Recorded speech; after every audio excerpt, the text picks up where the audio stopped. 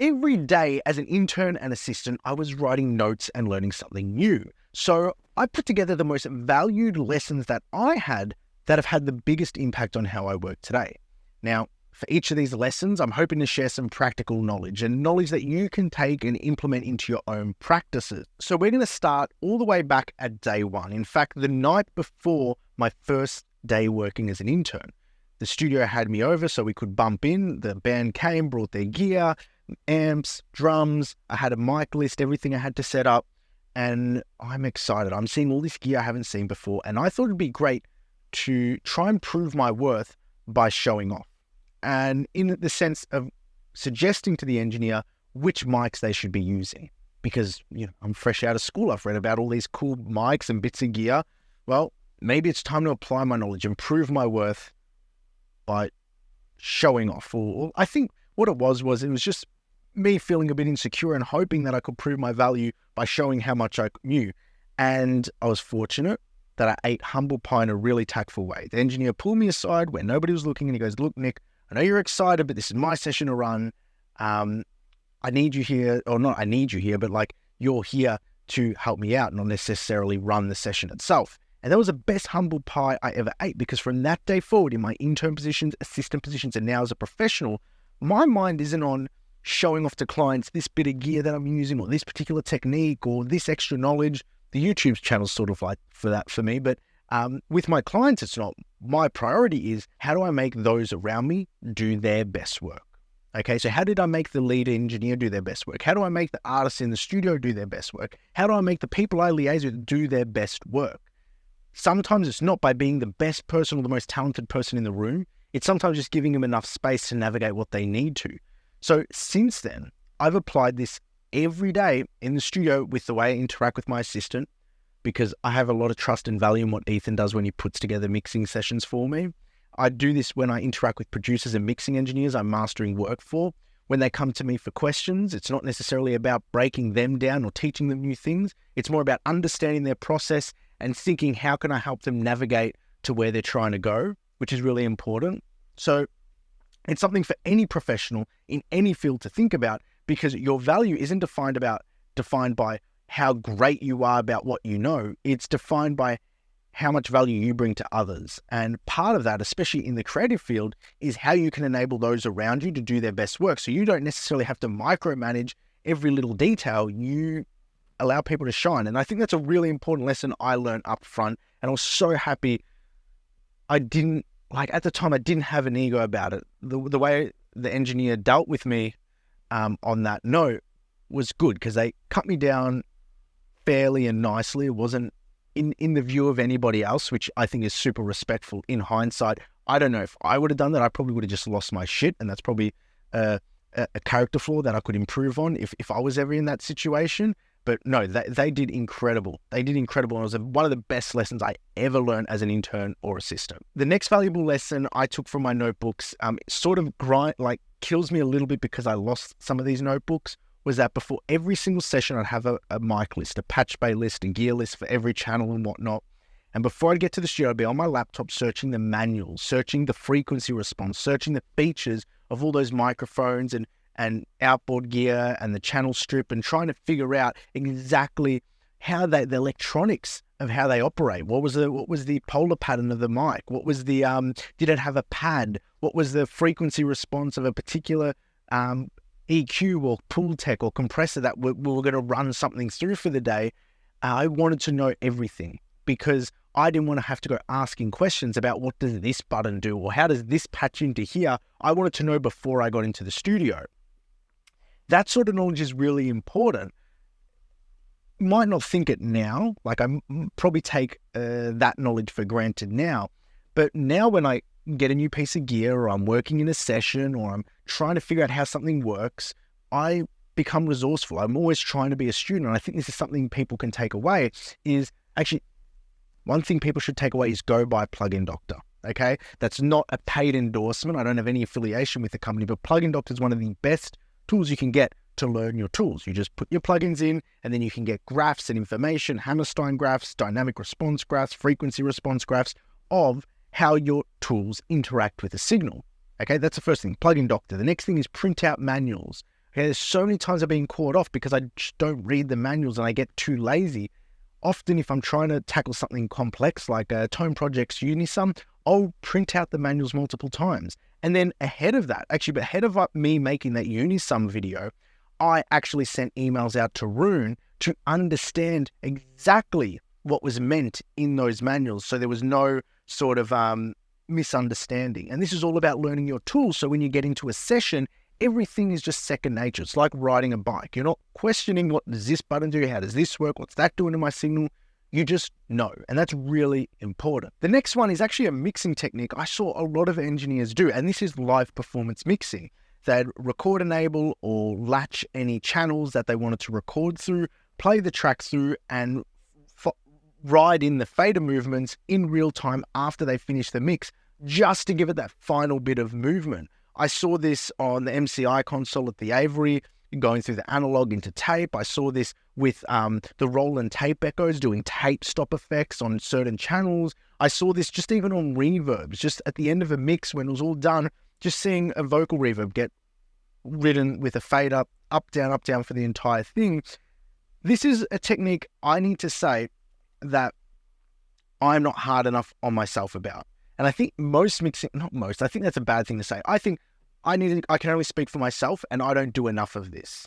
I do automation on every word in the vocals. I do use some vocal writer on the vocals, but I don't perform the mix as often as I should. I do make performative decisions to go, in the chorus, I'm going to use this effect. In the verse, I'm going to use this effect, or I'm going to do a little fader right up here into this section with this effect. But I haven't been making a conscious effort to go that extra mile. And now thinking back at those intern notes, which I took in those books, I think it's a lost art, at least in my process. I know there are other engineers that still do that, and I respect them for that, but I'm going to actually make a more conscious effort, actually having made this video, for the rest of my mixes for the year, to at least like have a little tick that I can say that I thought about every channel and how I could enhance it with live performance mixing in terms of, I'll show you actually how it works. I've got a session here. So to do this, it's simple. If you're in Pro Tools, you go latch mode. I like to see the volume fader so I can make adjustments later down the track. And as long as you're in latch mode, it'll actually latch as it's playing and you can write in these automations. You ask me if I ever think about my ex anymore. That's not a really good fader ride, but I think it's a technique which I need to do more of in my mixes. The next lesson I learned was just because something is ringing doesn't mean it's bad. And this is something I learned as an assistant at a mastering studio, whereby the engineer was exceptionally talented. This is Martin Pullen, at discerning the difference between what is a fundamental, what are harmonics to a sound source, what is dissonant, and what are room tones. And this is really important because I remember, like, I would go to the studio, see him doing a session, he'd EQ notches using the default EQ in Pro Tools, EQ7 in mastering sessions, and he'd do a great job because he was being very critical of what he was doing. And I just saw it as, oh my God, he's notching things. That's the secret. You just have to notch and be surgical. I'd come home, try and master my own tracks, put 15 notches across the EQ and go, why doesn't this sound good? But then over time, I started cluing on in terms of listening to his discussions with producers and engineers and people in the room with him, and then hearing key phrases. Oh, this tom is dissonant with this bass note here. Oh, okay, the resonance in the tom is dissonant with the bass note. That's why he's ducking it just for that note there. Or I'd hear things like, can you hear that room tone that's ringing out? You can hear it in the tail of the snare drum. And then you hear it and you go, oh, okay.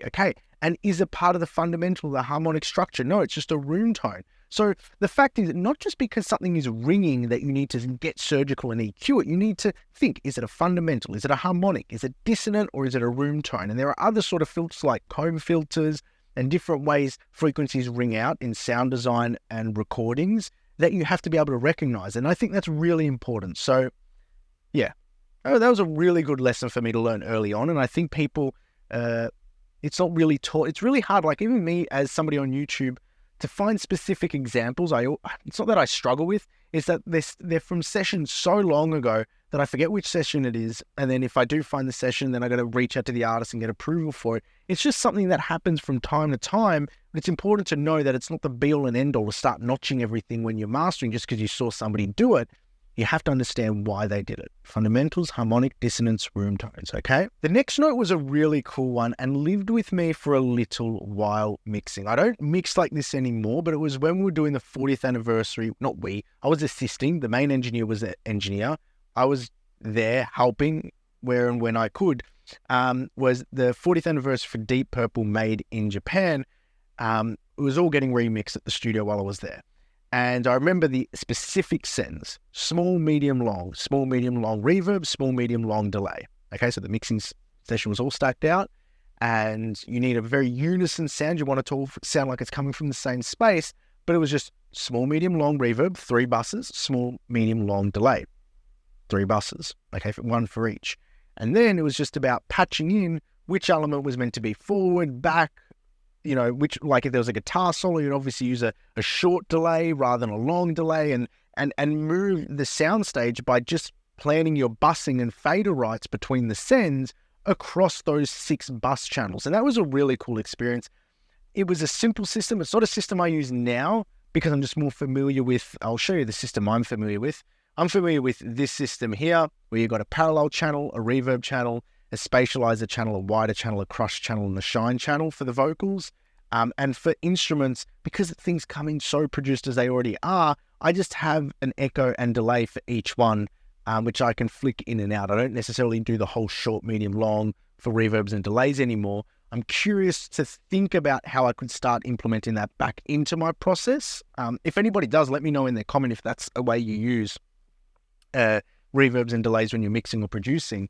But I thought it was a really cool way to learn about using spatial effects, because for so long it was like, I'm going to add a reverb to this, and then I'm going to add a different reverb to this, and a different delay to this. But it was just me aimlessly trying out things, whereas this gave a bit of a system to, or a logic to a system on how to interact with the mix, which was, you got reverb, you got delay, small, medium, long for each. So that's 6 effects channels, and they all have their very specific purpose about where they're placing something in the soundstage. It's good. Final note I want to share is one that lived with me for about 7 or 8 years here at the mastering studio. Now I've sort of got my own processes because I like working in the box, and when I'm using analog gear, I'm not worried about loudness too much. Is the TC electronic finalizer. The unit conked out for me. When was it? 2022? It died, so it was 2 years ago. My TC electronic finalizer died, but it had a sound when you clipped it. You could push it really hard. It had 256 times oversampling on the inputs, and you could hard clip into it. It sounded good on transient, sounded horrible on anything soft and sustained, but it got me into the realm of clipping for loudness. And that's a realm that, if you've been following the channel, you know I've taken very seriously in understanding the mechanics, the ballistics of how to get louder masters using clipping and using it transparently. It's just, it is spoken about. It's not really a secret. People know now that clipping is an integral part of getting louder masters. And there you are. And that brings us full circle. Like, I tried to think off the top of my head the best things I learned as an intern and assistant, and these were it. So I hope they helped you. And if they did, that's great. You should definitely think about subscribing to the newsletter. I'll give out some notes on this. And yeah, if you enjoyed it, make sure to hit the like button. And until next time, take care.